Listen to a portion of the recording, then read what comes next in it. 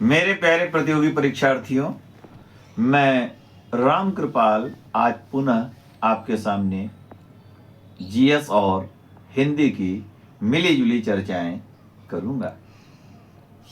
आज तारीख हो गई 28 नवंबर 2024। तो आज कौन सा दिन मनाते हैं अभी तो मेरे पास कोई जानकारी नहीं मिल रही है, लेकिन जहां तक 28 की बात है तो भारत में इस समय कुल 28 राज्य हैं, प्रदेश कह सकते हैं। इसके अतिरिक्त कर्नाटक लोकसभा के लिए कुल 28 सदस्य चुनकर भेजता है। अगर हम संविधान संशोधन की बात करें तो 28वें संविधान संशोधन के द्वारा,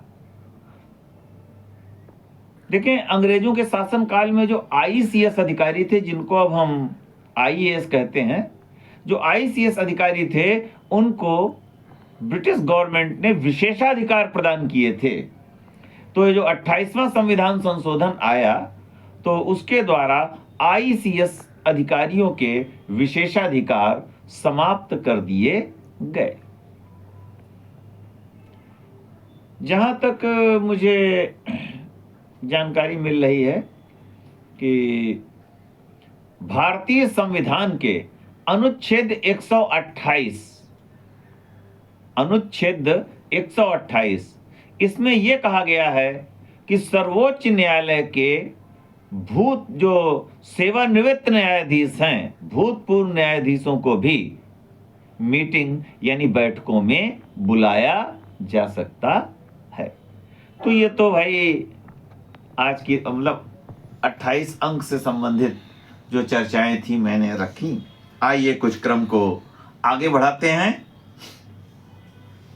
प्राचीन काल में किस राजवंश ने गरुड़ को अपना राज्य चिन्ह बनाया था? ये राज्य चिन्ह था ये वंश था गुप्त वंश। गुप्त शासकों ने गरुड़ को अपना राज्य चिन्ह बनाया था।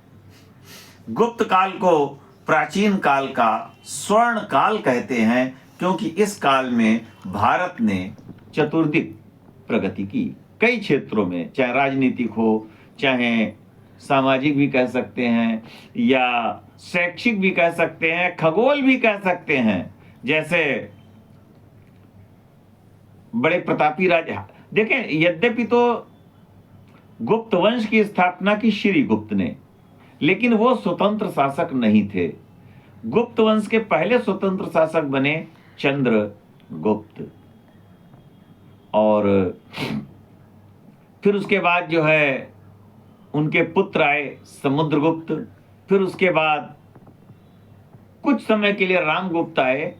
फिर रामगुप्त के छोटे भाई आए चंद्रगुप्त द्वितीय विक्रमादित्य, जिनकी मुख्य राजधानी पाटलिपुत्र थी, लेकिन उन्होंने उज्जैनी को भी अपनी उपराजधानी बनाया। उनके दरबार में नवरत्न थे। फिर उसके बाद कुमारगुप्त आए। कुमारगुप्त के शासन काल में नालंदा विश्वविद्यालय की स्थापना हुई। और फिर उसके बाद आए स्कंदगुप्त। स्कंदगुप्त ने हूणों के आक्रमणों को रोका। उसके बाद और भी कई शासक हुए। पुरगुप्त आए, हालांकि उनका उतना विशेष महत्वपूर्ण योगदान नहीं। फिर बालादित्य आए और भी कई शासक आए। इस काल में खगोल शास्त्री आर्यभट्ट हुए। तो कई लोग इस काल में आए और हर क्षेत्र में भारत ने प्रगति की, तो इसलिए गुप्त काल कहा जाता है। तो ये लोग वैष्णव मत को मानते थे।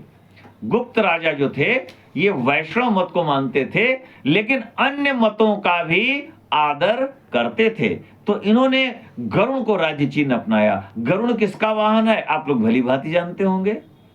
गरुड़ जो है विष्णु भगवान का वाहन माना जाता है। इसके अतिरिक्त कृष्ण जी का भी वाहन गरुड़ है। कार्तिकेय जी का कौन है? कार्तिकेय जी का मोर है। अच्छा, कोई बात नहीं, नहीं मालूम है तो दामोदर किसका पर्यायवाची है?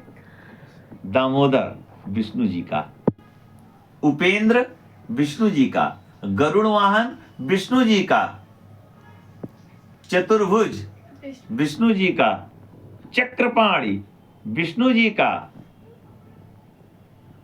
और क्या कहना चाहिए, लक्ष्मीपति लक्ष्मीपति विष्णु जी का, कमलापति विष्णु जी का, और क्या, और जो है नारायण, ये भी विष्णु भगवान के पर्यायवाची हैं।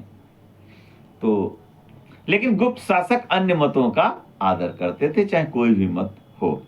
आगे चल करके दक्षिण भारत का एक प्रमुख राजवंश हुआ राष्ट्रकूट वंश। तो राष्ट्रकूटों की राजधानी थी मान्यखेट। राष्ट्रकूटों ने भी गरुड़ को अपना राज्य चिन्ह अपनाया। बल्कि एक देश है इंडोनेशिया, तो वहां पे गरुड़ पक्षी पाए जाते हैं, तो वहां की विमान सेवा का नाम ही है गरुड़ एयरवेज। गरुड़ एयरवेज। चलिए इसी क्रम को आगे बढ़ाते हैं। प्रायद्वीपों का महाद्वीप किसको कहते हैं? प्रायद्वीपों का महाद्वीप। हम लोग जिस महाद्वीप में बैठे हुए हैं, एशिया। एशिया, एशिया को सभी संप्रदायों की आर्द्र भूमि कहते हैं। ज्यादातर संप्रदायों का जन्म इसी से हुआ, चाहे यहूदी हो, चाहे ईसाई मत हो, चाहे इस्लाम मत हो, चाहे पारसी मत हो, बौद्ध जैन सनातन और सनातन तो आप जानते ही हैं, सनातन ये सब यहीं से पनपे हैं। और एशिया, ओलंपिक खेलों में एशिया महाद्वीप को कौन सा रंग प्रदान किया गया? बताइए। क्या बोला आपने? नहीं। देखें, ओलंपिक खेलों में एशिया महाद्वीप को जो रंग प्रदान किया गया है वो है पीएसी के वाहन का रंग। क्या है पीएसी के वाहन का रंग? अब तो है जॉन्डिस रोग में वो रंग शरीर का हो जाता है येलो। हाँ, येलो, सही कहा। कौन सा रंग है? पीला। चलिए आगे चलते हैं। 1579 में अकबर ने किसकी घोषणा की? मजहर। 1579 में अकबर ने मजहर की घोषणा की। इसमें इन्होंने अपने आप को इमाम आदिल, या कह सकते हैं अपने आप को पैगंबर घोषित कर दिया। मतलब अब ये धार्मिक मामलों के भी प्रमुख बन गए। मतलब इन्होंने शासक तो थे, लेकिन इन्होंने अपने हाथ में धार्मिक मामले भी ले लिए। किसने? अकबर ने। 1579। पूरा नाम था जलालुद्दीन मोहम्मद अकबर। वैसे इनका एक अन्य नाम बदरुद्दीन भी था। अकबर ने बृहस्पतिवार का दिन न्याय के लिए मुकर्रर किया था। अकबर ने। और ये तो आपको पता होगा कि इन्होंने एक नया मत चलाने का प्रयास किया जिसका नाम था तौहीद इलाही। हालांकि आम तौर पे उसको कहते हैं दीन इलाही। तो काफी इन्होंने की। 1562 अकबर ने गुलाम प्रथा समाप्त की। 1563 हिंदुओं से तीर्थ यात्रा कर का इन्होंने समापन किया। और 1564 में इन्होंने जजिया कर को भी समाप्त किया। इन्होंने फतेहपुर सीकरी को कुछ समय के लिए अपनी राजधानी बनाया था। इनकी वालिदा का नाम था हमीदा बानू बेगम। चलिए आगे चलते हैं।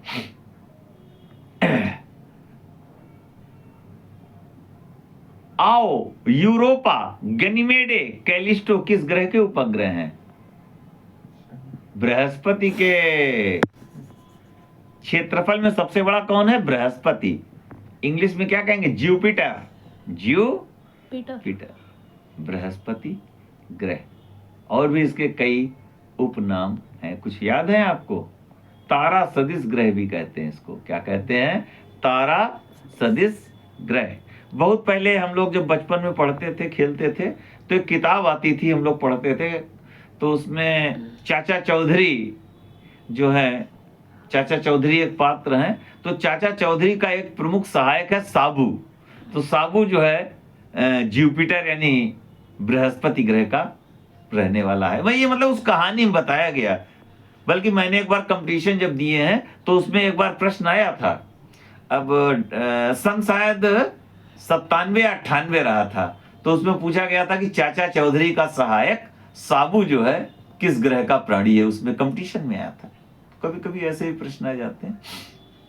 ये खेल भी है और कंपटीशन भी है। तो जुपिटर तारा सदिश ग्रह कहते हैं बृहस्पति को। क्षेत्रफल में सबसे बड़ा ये है ही। चलिए कुछ आगे बढ़ाते हैं।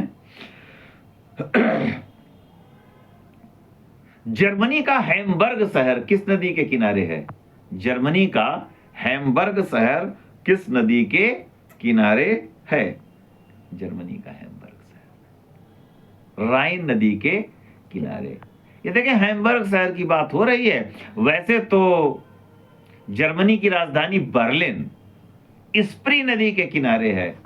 जर्मनी की राजधानी बर्लिन क्या है? स्प्री नदी के किनारे।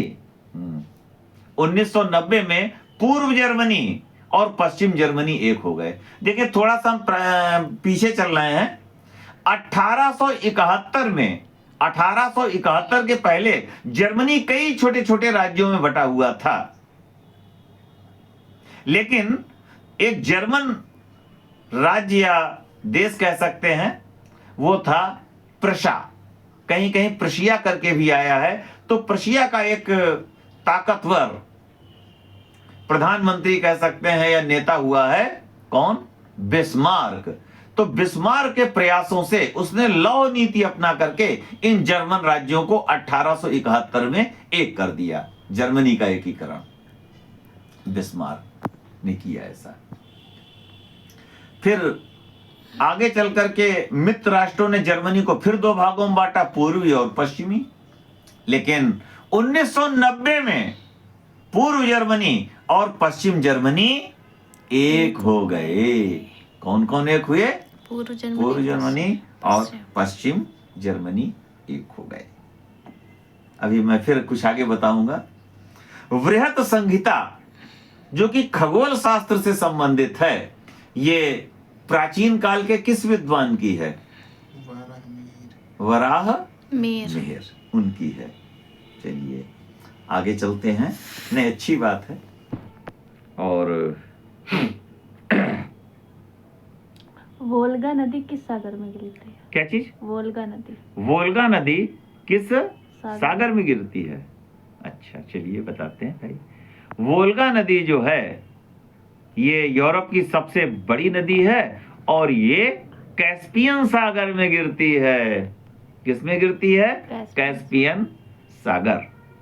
मैंने अभी वोल्गा की पिछले टर्न पे चर्चा की थी कि वोल्गा से गंगा किस भारतीय, हिंदी के किस भारतीय विद्वान की है जिन्होंने घूमने पर बहुत बल दिया? अथा तो घुमक्कड़ जिज्ञासा राहुल सांकृत्यायन। ठीक, उनकी कृति है। घूमने का तो मेरा भी होता है, ऐसी बात नहीं है। आइए आगे चलते हैं। अत्यंत पालिश किए गए एकाश्म स्तंभ, स्तंभ माने खंबे, खंबे। अत्यंत पालिश किए गए एकात्म स्तंभ जिनमें बालुकाश्म का ज्यादा प्रयोग हुआ है, पांडु बालुकाश्म का। तो ये कहां से निकाले गए? कहां पर खुदाई की गई? ये उत्तर प्रदेश में एक जगह है। कहां पर खुदाई की गई, वहां से निकाले गए हैं। उत्तर प्रदेश में एक जगह है जहां पर जब थोड़ा उत्खनन कार्य किया गया था तो प्राचीन काल की जैसे अशोक स्तंभ ये सब चीजें निकली।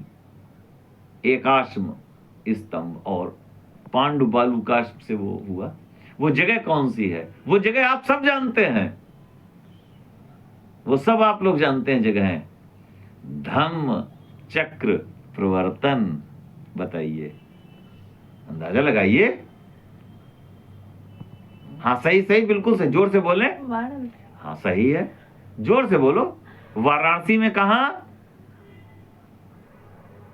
जहां महात्मा बुद्ध ने पहला उपदेश यानी धम्म। सारनाथ। बिल्कुल सही उत्तर, सारनाथ। सारनाथ से पाए गए। वहीं से तो राज चिन्ह लिया गया, शेर वाला भी। शेर वाला चिन्ह वहीं से लिया गया है। ऐसे बिल्कुल शेर बना हुआ है। तो सारनाथ में ही बुद्ध जी ने वो पहला उपदेश दिया था अपना। सारनाथ को मृगदांव भी कहते हैं। मृगदांव माने, मृग माने हिरन। हाँ, क्योंकि वहां पे हिरन बहुत पाए जाते थे। थोड़ा जंगली इलाका था उस समय, अब भी है। तो उसको जो है अब तो मिनी जू बना दिया गया, छोटा। और साथ ही सारनाथ को ऋषि पत्तन भी कहते हैं। सारनाथ में कौन सा स्तूप है बताइए? धमेक स्तूप। धमेक स्तूप कहां पे है? सारनाथ में। कौन सा स्तूप है? सारनाथ में। सारनाथ स्तूप का कौन सा स्तूप है? धमेक स्तूप।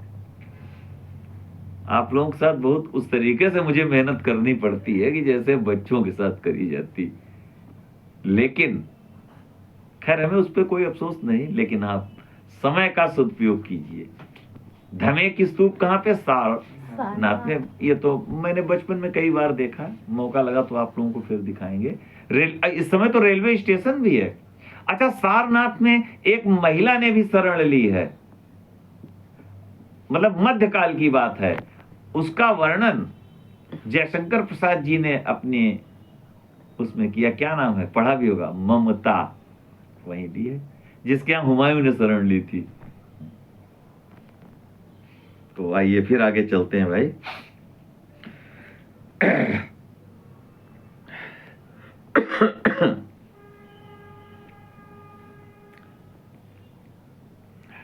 म्यांमार की राजधानी यांगून किस नदी के किनारे है?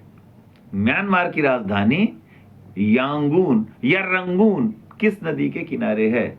इरावदी नदी के किनारे। इरावदी नदी के किनारे। हाँ अच्छा भाई, यांगून। देखिए, रंगून भी कहते हैं, यांगून भी कहते हैं, लेकिन पहले राजधानी थी। वर्तमान समय में राजधानी है नेपिडा। नेपिडा वर्तमान में। चलिए कार्यक्रम को आगे बढ़ाते हैं। राम की शक्ति पूजा, ये किसकी कृति है?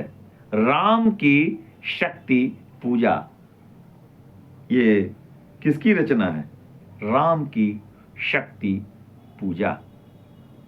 वो ये जिनकी कविता है, उन्होंने वो जरा अपने टाइम में बड़े फक्कड़ स्वभाव के रहे थे। तो बड़े विद्वान, लेकिन बहुत ही फक्कड़ स्वभाव के रहे। उन्नाव उनका था, लेकिन बंगाल में ज्यादातर समय बिताया उन्होंने।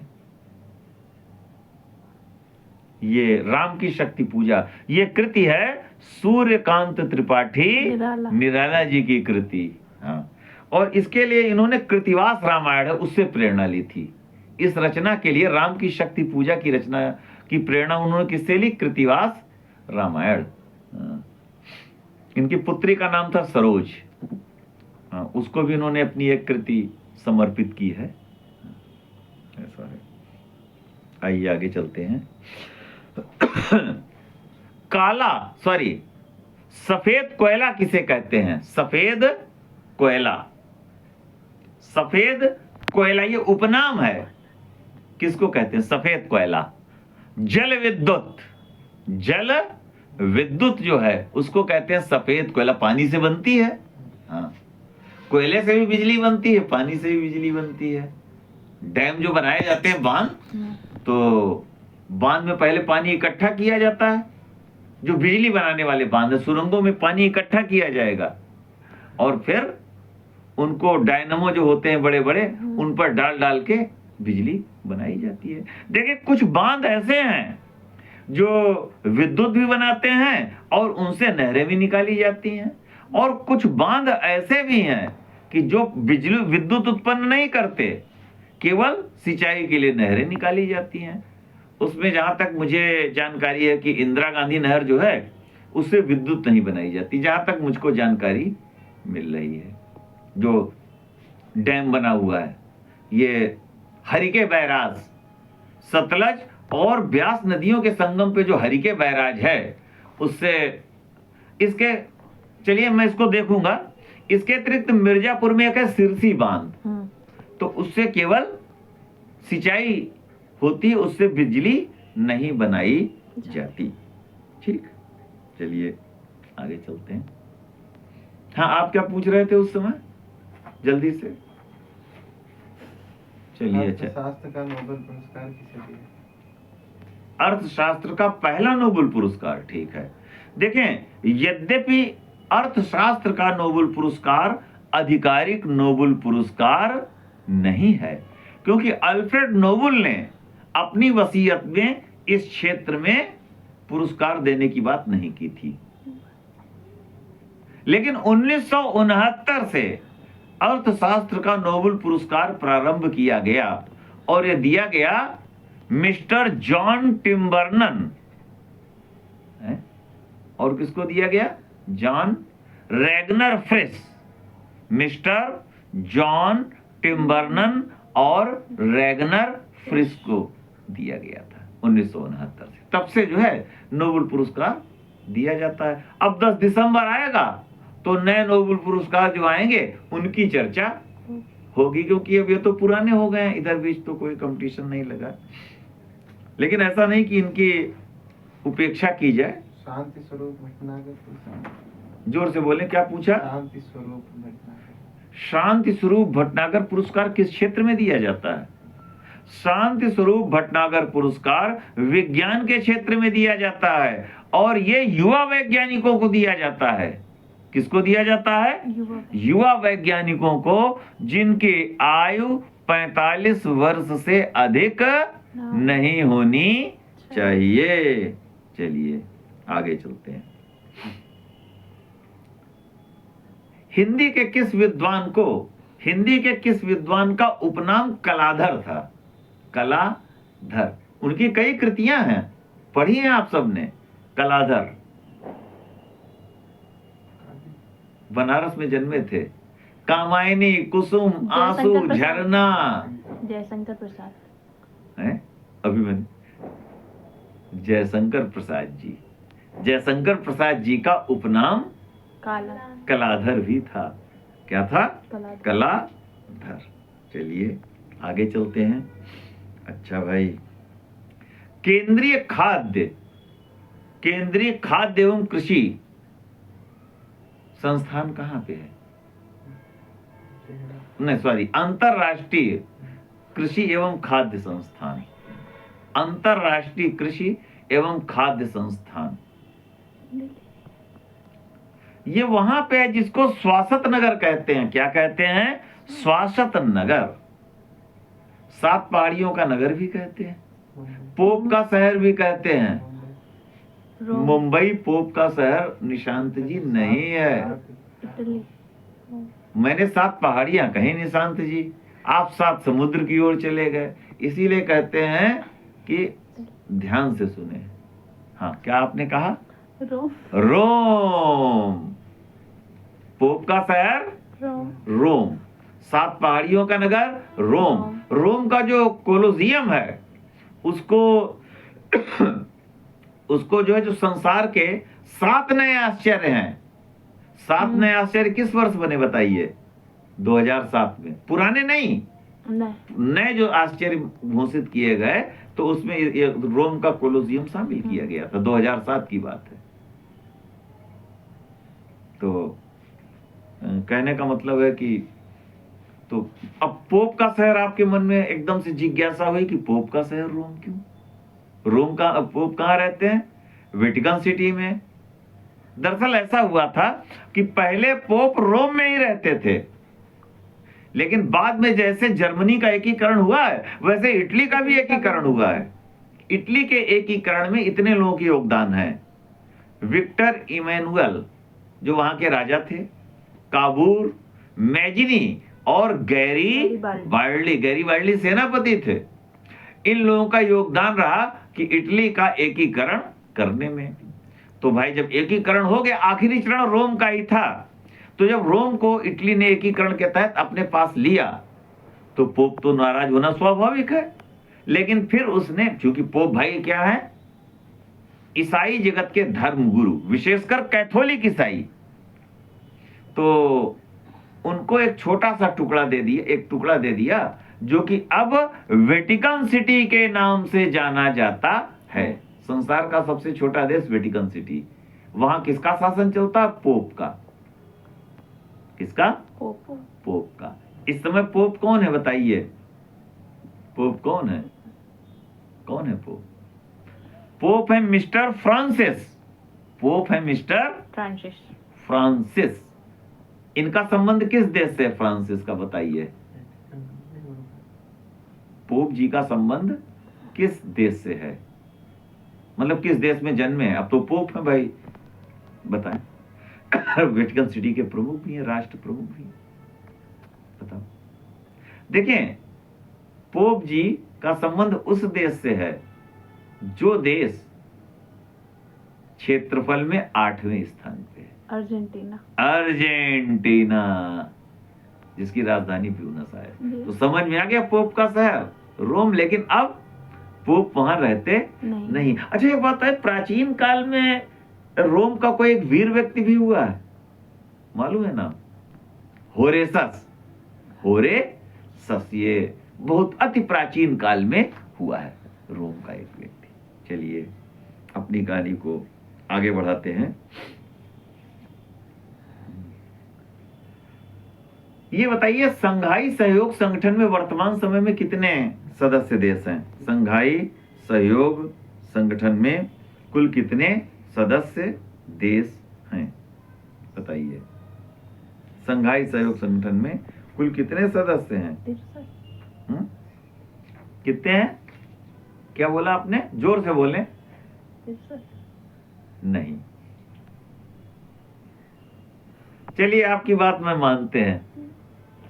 63 में से अगर 53 घटाएं तो कितने? 10। कितने?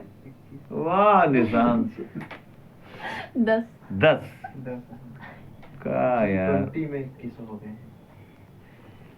इस समय संघाई सहयोग में कुल सदस्य हैं 10। हम तो आपकी बात भी ले रहे हैं।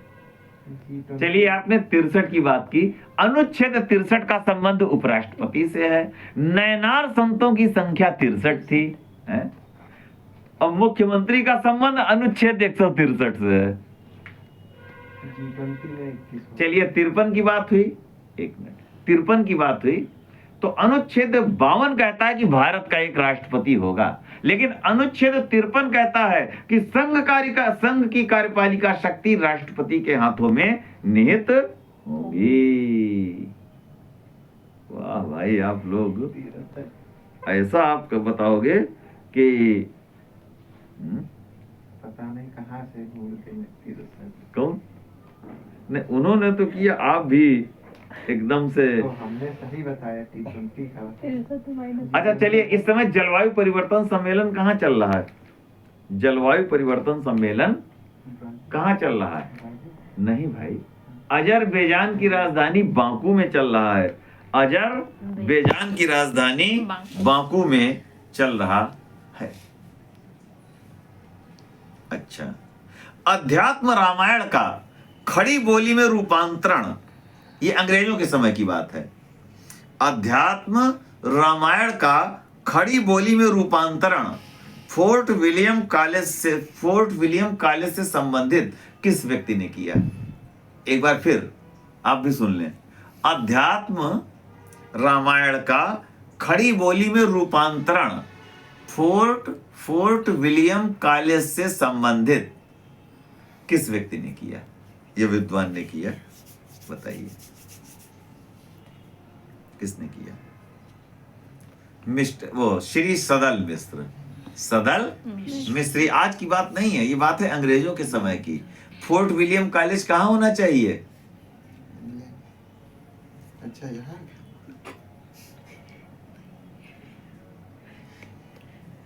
कालिकाता, कोलकाता। सुता नाटी गोविंदपुर, कोलकाता। अभी बोला तो था, तो हमने बोला नहीं, हमने कही आपने धीरे बोला, ऐसे नहीं है, जोर से बोलिए। बात बोला तो जोर से बोलिए तो समझ में आएगा। हैं? चलो, सदल मिस्र, ठीक। ये वहां का जो किला कलकत्ता, बातें नहीं भाई, फिर इधर सुन ले, फिर समय होगा फिर बात कर लीजिएगा, चर्चा भी करिएगा। ये फोर्ट विलियम किला कहाँ बना बताइए? कलकत्ता, नाउडेज कोलकाता जिसका नाम रखा गया। चलिए कुछ अन्य चर्चाएं करिए। प्रसिद्ध अंगुली नुमा झीलें किस देश में हैं? प्रसिद्ध अंगुली नुमा झीलें, मतलब वो झील ऐसी हैं अंगुली के आकार की, वो झीलों का समूह है। ये किस देश में है बताइए? किस देश में? अंगुली नुमा झीलें ये संयुक्त राज्य अमेरिका में हैं। ये 11 झीलों का समूह है। 11 झीलों का समूह, ठीक। अच्छा,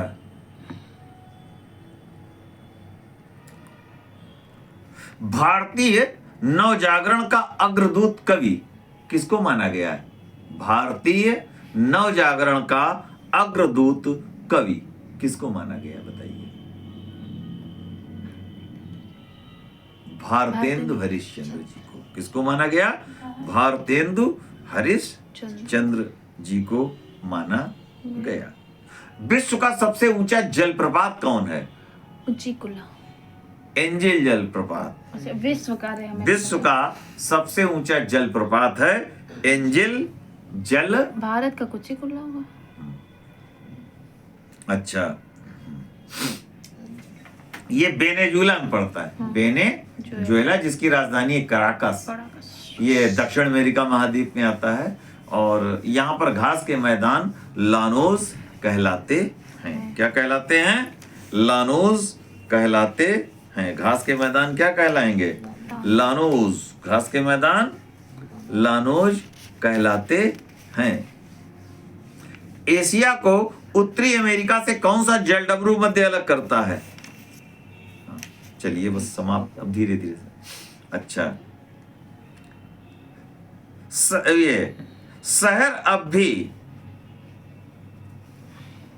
हिंदी साहित्य का इतिहास दर्शन, हिंदी साहित्य का इतिहास दर्शन किसकी कृति है? नलिन विलोचन शर्मा। हिंदी साहित्य का इतिहास दर्शन नलिन विलोचन शर्मा का है। अब धीरे धीरे देखें, समय समाप्ति की ओर चल रहा है, इसलिए मैं जल्दी से अपनी वाणी को विराम देने की चेष्टा करूंगा। ये बताइए, अमेरिका में वकील को क्या कहते हैं? अटॉर्नी। किस अनुच्छेद में अटॉर्नी जनरल ऑफ इंडिया का वर्णन है? 76। जबकि अनुच्छेद 165 में महाधिवक्ता एडवोकेट जनरल का वर्णन किया गया है। अच्छा, ये बताइए, अवधि किस हिंदी के अंतर्गत आएगी? हिंदी जो 5 भागों में बटी है, तो अवधि किस हिंदी के अंतर्गत आएगी? अवधि किस हिंदी के अंतर्गत आएगी बताइए?